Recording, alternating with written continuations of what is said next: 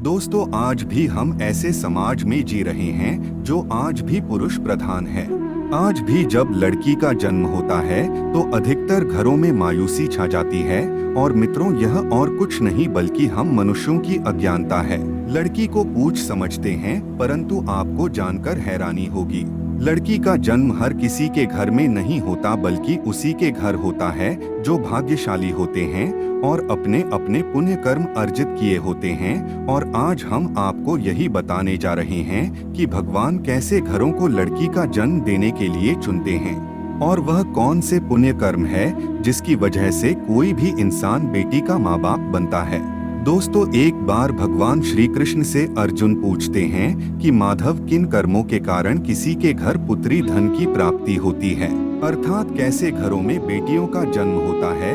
तब श्री कृष्ण अर्जुन से कहते हैं, हे पार्थ, अगर किसी के घर बैठे भाग्य से होते हैं तो बिटिया सौभाग्य से, और जो भी स्त्री या पुरुष अपने पूर्व जन्म में पुण्य कार्य अर्जित किए होते हैं उन्हें ही एक बेटी के माता पिता होने का सौभाग्य प्राप्त होता है। बेटियों को जन्म के लिए उन्हीं घरों को चुना जाता है जो बेटियों का भार सहन कर सके, क्योंकि तीनों लोकों में स्त्री अर्थात बेटियां ही ऐसी होती है जिसका भार हर कोई सहन नहीं कर सकता। वह बेटियां ही होती हैं जो इस सृष्टि को निरंतर चलाएं, मान होने के लिए अपना सर्वस्व निछावर कर देती हैं। हे अर्जुन, पर जिस दिन इस सृष्टि में बेटियों का जन्म लेना रुक जाएगा, उस दिन सृष्टि भी है और धीरे धीरे इस सृष्टि का अंत हो जाएगा। मित्रों, भगवान श्री कृष्ण के इन बातों पर गौर किया जाए तो उनका कहा बिल्कुल सही है, क्योंकि बेटियां अगर नहीं होंगी तो किसी का भी वंश आगे नहीं बढ़ सकता। दोस्तों, आपने भी कई लोगों को कहते सुना होगा कि जिस घर में बेटी का जन्म होता है वह घर स्वर्ग के समान होता है, क्योंकि बेटा तो केवल एक कुल को रोशन करता है, बेटियां तो दो कुलों को रोशन करती है। माता पिता के घर वो बेटी के रूप में अपने उत्तरदायित्व का निर्वहन करती हैं, तो ससुराल आकर एक बहू के रूप में सारे कर्तव्यों का पालन करती हैं। दोस्तों, आजकल आप सुनते ही हो, बेटियां बहू परिवार में किसी के मर जाने पर उसका वर्णन नहीं कर सकते, लेकिन यह बिल्कुल भी सही नहीं है, क्योंकि रामायण में बताया गया है कि प्रभु श्री राम के पिता राजा दशरथ की मृत्यु हो गई तो माता सीता अर्थात राजा दशरथ की बहू नहीं उनका पिंडदान किया था, जिससे उन्हें जन्म मरण के चक्र से मुक्ति मिल गई थी। इतना ही नहीं, हिंदू धर्म शास्त्रों में बताया गया है कि बेटियां भी अपने पिता के नाम का पिंडदान कर सकती हैं। वही अगर ससुराल पक्ष में कोई पुरुष नहीं है तो इस स्थिति में बहू भी पिंडदान कर सकती है।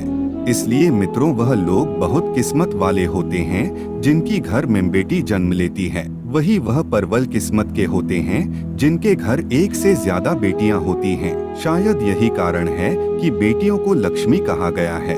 दोस्तों, बहुत से लोगों की सोच यही होती है, बेटी है तो बिना समय गवाएं और इस पर पढ़ाई में पैसे लगाएं, जल्द से जल्द शादी कर दो। लेकिन यह सोच एक बेटी के भविष्य को बर्बाद कर देती है।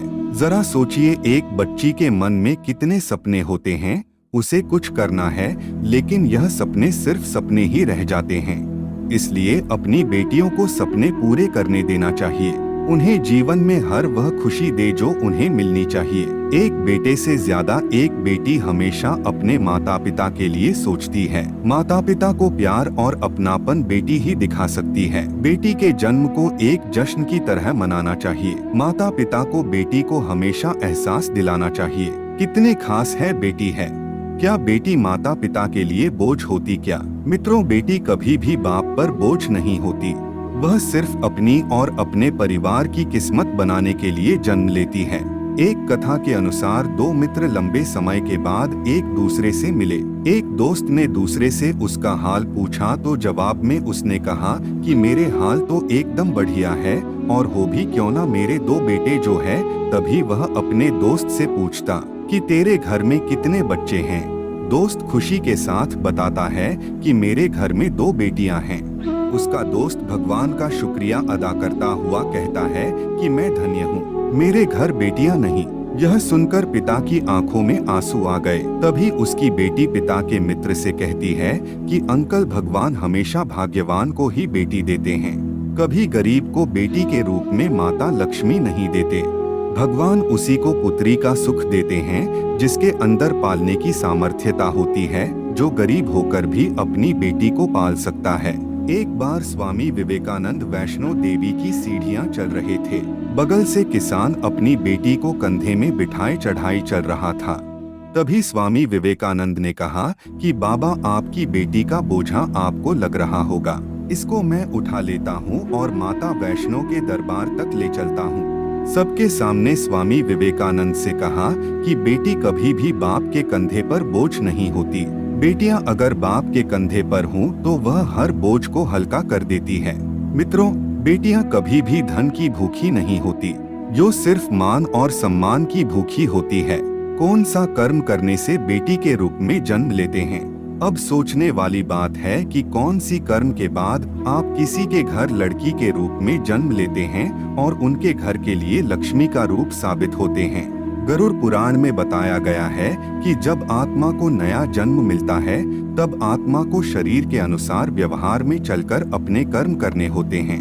शरीर के जरिए कर्म करके की एक आत्मा अपने जन्म के उद्देश्य को सार्थक भी बना सकती है और निरर्थक भी, यदि कोई पुरुष महिलाओं का आचरण करता है, स्वभाव में महिलाओं वाली आदतें ले आता है या वही काम करना चाहता है तो एक महिला को करना चाहिए, तो ऐसे ही पुरुषों का आत्म स्त्री का शरीर धारण करती है।